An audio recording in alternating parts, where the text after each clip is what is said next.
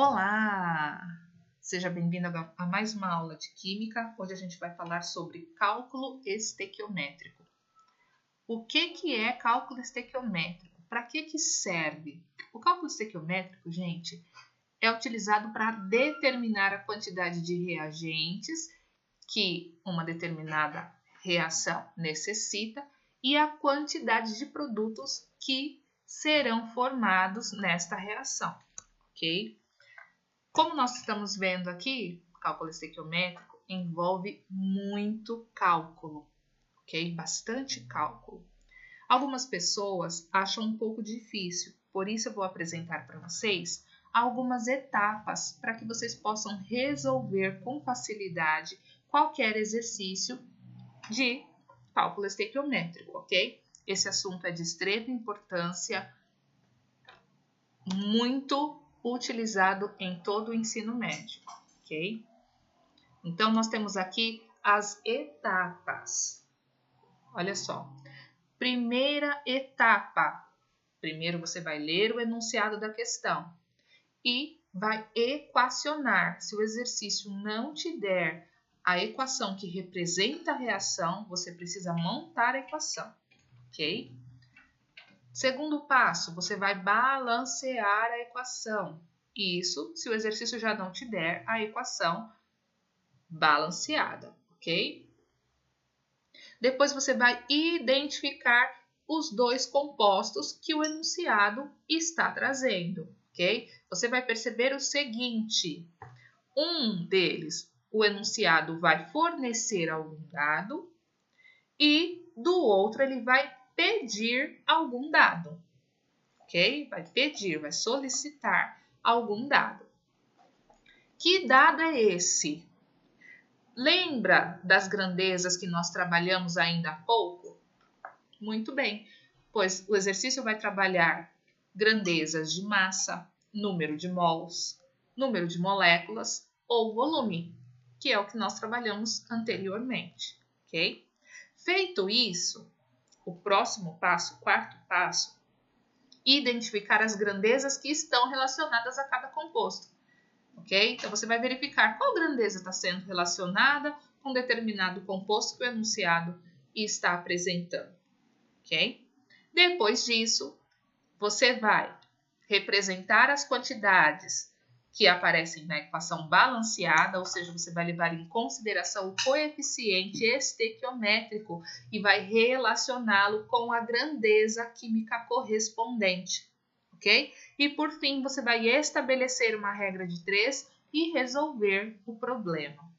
Então, agora, vamos ver isso na prática com um exemplo bem simples. Olha só, nós temos aqui o exercício. Qual é a massa de água obtida na combustão completa de 88 gramas de gás propano? A fórmula do gás propano, C3H8. A fórmula da água, H2O. Muito bem. Então, o exercício não forneceu a equação. Então, o primeiro passo é montar a equação química. Equação de combustão completa, sempre temos combustível mais o comburente, que é o O2, e sempre resultará em dióxido de carbono e água, ok? Então, já grava isso, olha, porque isso aqui vai ser muito utilizado no segundo ano do ensino médio, ok? Então, nós montamos aqui a reação de combustão. Então, primeiro passo, equacionar, fizemos isso. Segundo passo, balancear a equação.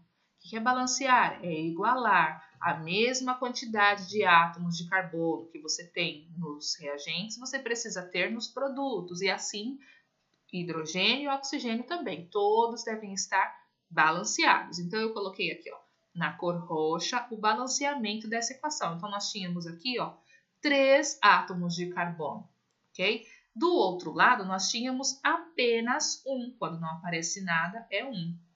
Então, nós temos que colocar um número aqui na frente que a gente vai chamar de coeficiente estequiométrico.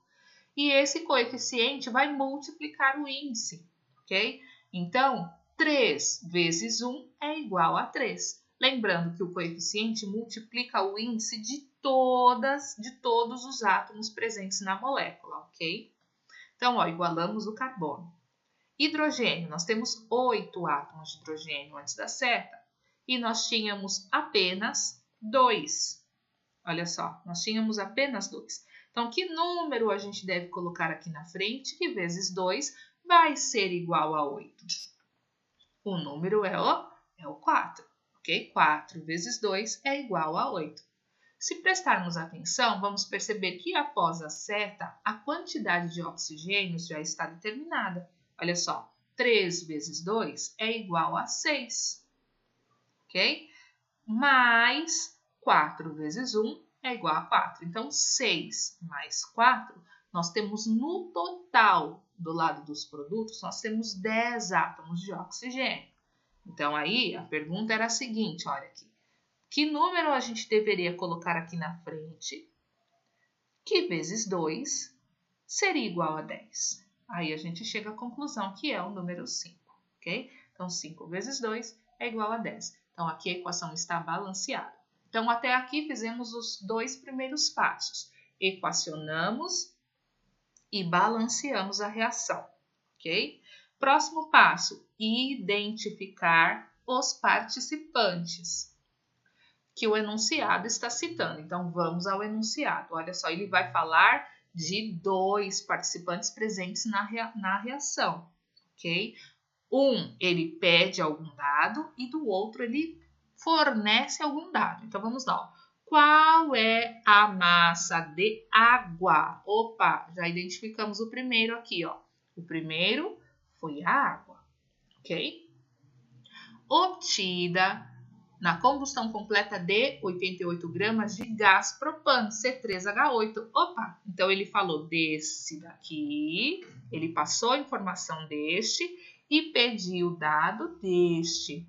Então, dentro desta equação, o oxigênio não nos interessa, por isso eu risquei ele aqui, ok? E o gás carbônico também não nos interessa. Os únicos dois que nos interessam aqui, propano e água. Próxima etapa é identificar a grandeza relacionada à água e a grandeza relacionada ao propano. Então, vamos lá, olha só. Lendo o enunciado de novo, qual é a grandeza relacionada à água? Qual é a massa de água? Opa, olha a grandeza aqui, ó. A grandeza é massa. Lembrando que grandeza vai ser massa, vai ser mol, vai ser volume, vai ser número de moléculas. E aí, ó, um detalhe importante, ok? Toda vez que o enunciado relacionar massa, a massa a gente vai retirar de onde? Da tabela periódica. Você vai calcular a massa molar, ok? Se o enunciado relacionar mol, quem vai fornecer o número de mols para você é a própria equação, ok? Então, olha só. Por exemplo, aqui, para o C3H8. Para o C3H8, o coeficiente estequiométrico aqui está representando a quantidade de mols. Então, nós temos aqui 1 mol, ok? Reagindo com quantos mols de oxigênio? Com 5 mols de oxigênio. E formando quantos mols de dióxido de carbono? 3 mols de dióxido de carbono mais 4 mols de água, ok? Então, quem fornece a quantidade de mols é a equação, ok? A equação que representa a reação. Então, falou em massa, você vai calcular a massa molar com o auxílio da tabela periódica. Falou em número de mols, você vai fazer o quê? Observa a equação que representa a reação. O coeficiente estequiométrico vai representar o número de mols, ok?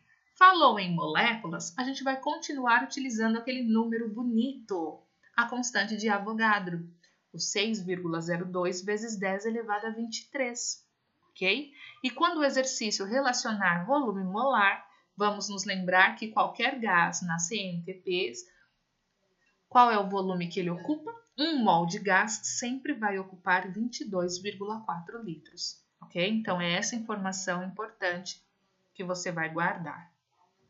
Ou melhor, essas informações, ok? Então, isso você não pode esquecer.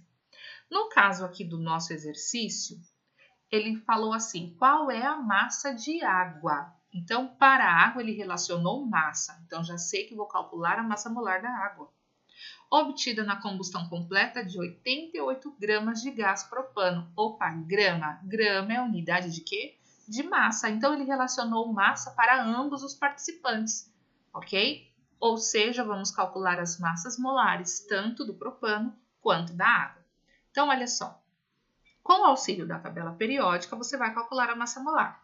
Quantos carbonos nós temos aqui na nossa fórmula molecular? Nós temos 3. Ok? 3. Porém, qual é a massa do carbono? A massa do carbono é 12. Isso para um átomo. Como nós temos 3, 12 vezes 3, 36. Ok? Hidrogênio.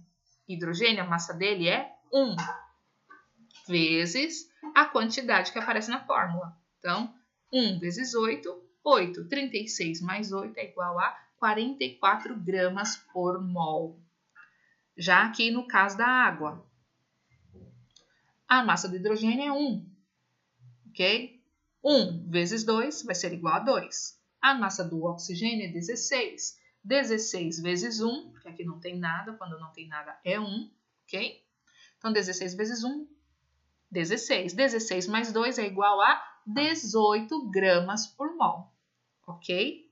Muito bem. Então, nós identificamos as grandezas e calculamos a massa molar para cada um dos participantes. Perfeito.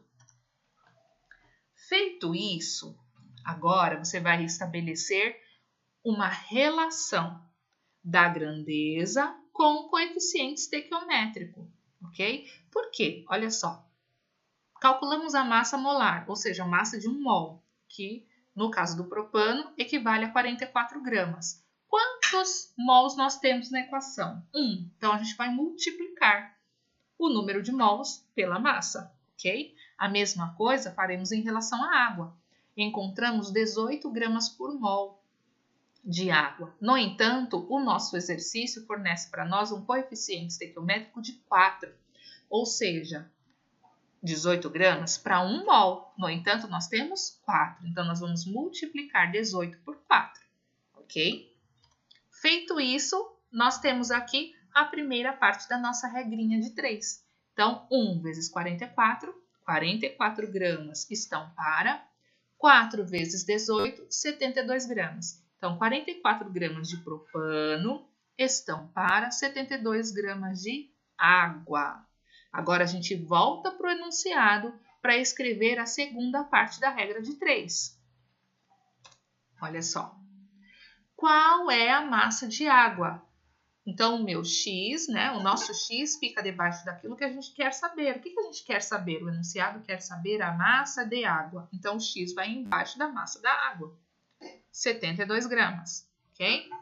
Obtida na combustão completa de 88 gramas de gás propano. Então, 88 gramas de gás propano vai embaixo da massa molar de quem? Do gás propano, ok? Olha só, estabelecida está a nossa regra de 3. E aí a gente faz a resolução. Então, vamos multiplicar em cruz, né? Vamos multiplicar aqui em cruz. Olha só como vai ficar. 88 gramas vezes 72 dividido por 44. Quando a gente executa esse cálculo, a gente chega à conclusão de que 88 gramas de gás propano produz quanto de água? 144 gramas de água.